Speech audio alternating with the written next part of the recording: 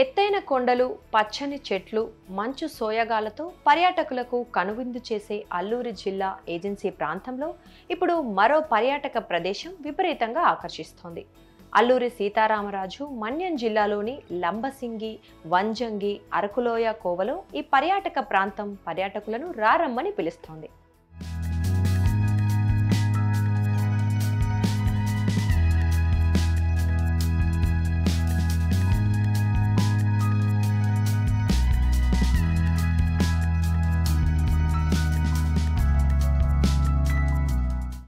జిల్లా కేంద్రం పాడేరుకు సమీపంలో హుకుంపేట మండలం బంగారం గరువు గ్రామంలో ఉప్ప చెట్లు పర్యాటకులను విపరీతంగా ఆకట్టుకుంటున్నాయి.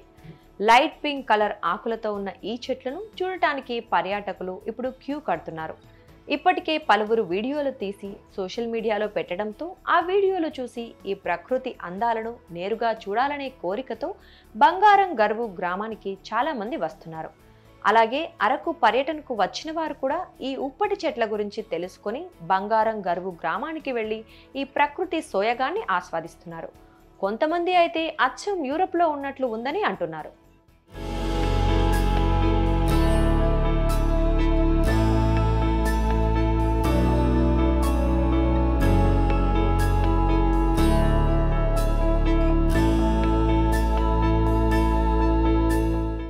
వాస్తవానికి ఈ చెట్ల ఆకులు పచ్చగానే ఉంటాయి. కానీ జనవరి, ఫిబ్రవరి, మార్చి నెలల్లో లేత గులాబీ వర్ణంలోకి మారతాయి.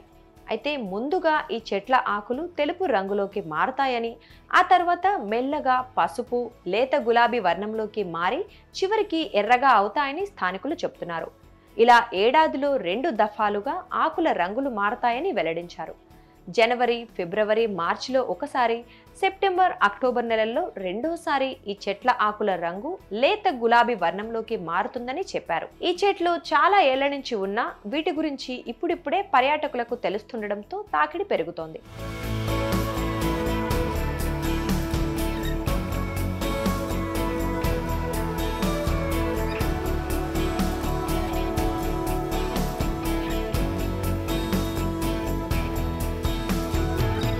దాదాపు 16 ఎకరాల్లో ఉప్ప తోటలు విస్తరించి ఉన్నాయి. ఏరియల్ వ్యూలో ఈ చెట్లను చూడటానికి 2 కళ్ళు సరిపోవు. ఈ చెట్లను ప్రస్తుతానికి బంగారం గరువు గ్రామస్తులే కాపాడుతున్నారు. ఈ చెట్ల మధ్య గ్రామ దేవత ఆలయం కూడా ఉంది. గుణాలమ్మ తల్లిని ఇక్కడ ప్రజలు పూజిస్తున్నారు. కాబట్టి ఈ చెట్లను చూడటానికి వచ్చే పర్యాటకులు మల మూత్ర విసర్జనలు ఇక్కడ చేయకూడదని గ్రామస్తులు బోర్డు కూడా పెట్టారు.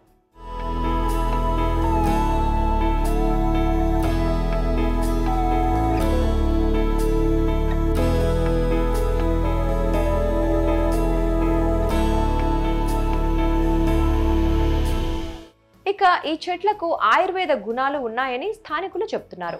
ఉప్ప చెట్ల నుంచి వచ్చే కాయల్లో పిక్కలు ఉంటాయని, ఆ పిక్కలతో నూనె తయారు చేస్తామని వెల్లడించారు. ఒకప్పుడు పిక్కలను దంచి నూనె తీసేవారమని, ప్రస్తుతం మిల్లులు అందుబాటులో ఉండటంతో అక్కడికి తీసుకువెళ్లి నూనె తీస్తున్నామని చెప్పారు. ఈ నూనెను దేవుడి దగ్గర దీపం పెట్టడానికి కూడా వాడతామన్నారు. అలాగే జుట్టుకి, శరీరానికి తాము ఈ నూనెనే వాడతామని వెల్లడించారు. 2 రకాలండి. ఈ కుడి చేతికున్నవి ఆడ పిక్కలు అంటారు సార్. ఈ ఎడమ చేతిలో ఉన్నవి మగ పిక్కలండి. ఇది మగ పిక్క అయితే సింగిల్ గా ఉంటది. ఆడ పిక్కలు ఒక పిక్కకి 2 నుంచి 4 పిక్కలు ఉంటాయి సార్.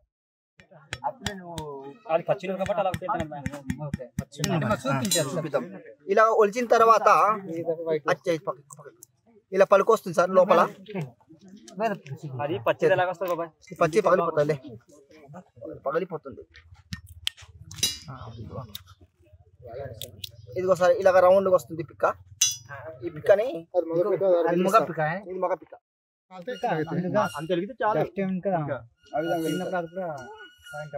అప్పుడు మాకు కిరోసిన్ లేని సందర్భంలో ఇదే వాడాం సార్. పూర్వకాలంలో ఇదే చేసేవాళ్ళం. కిరోసిన్ లేనప్పుడు మాకు ఈ ఉపపిక వెలిగించుకొని మేము భోజనాలు కానీ పడుకునేంత వరకు వెలిగించి దీంతోనే కాలం గడిపేవాళ్ళం సార్. అప్పుడు ఒక పిక్క ఎంత టైం వరకు?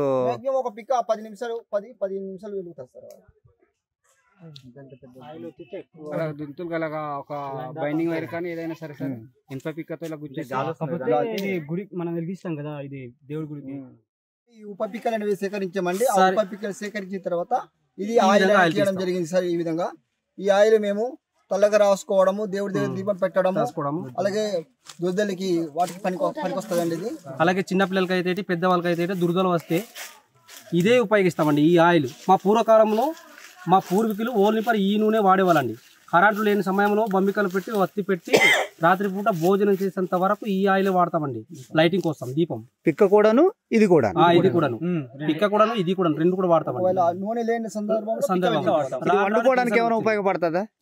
వంటకి ఏమైనా వంటకే ఉపయోగపడుతుంది. ఇది మన వాళ్ళు ఇక్కడ వచ్చిన వాళ్ళు ఏమన్నారంటే బయోడీజిల్ కు ఉపయోగపడుతుందని చెప్పేసారు. ప్రస్తుతానికి ఉప్ప చెట్ల వద్దకు వెళ్ళటానికి రోడ్డు మార్గం ఉంది. కాకపోతే అక్కడ ఎలాంటి ఆహారము దొరకదు. కాబట్టి అక్కడికి వెళ్లేవారు ఖచ్చితంగా ఫుడ్ ప్లాన్ చేసుకొని వెళ్ళాలి.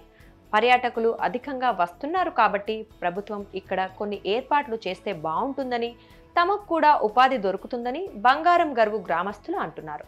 ఈ చెట్లు కింద ఎటువంటి దోమలు అయితే లేవు సార్. బయటన మీరు వేరే ప్రాంత అడవి దగ్గర వెళ్తే దోమలు విపరీతంగా కుడతాయి.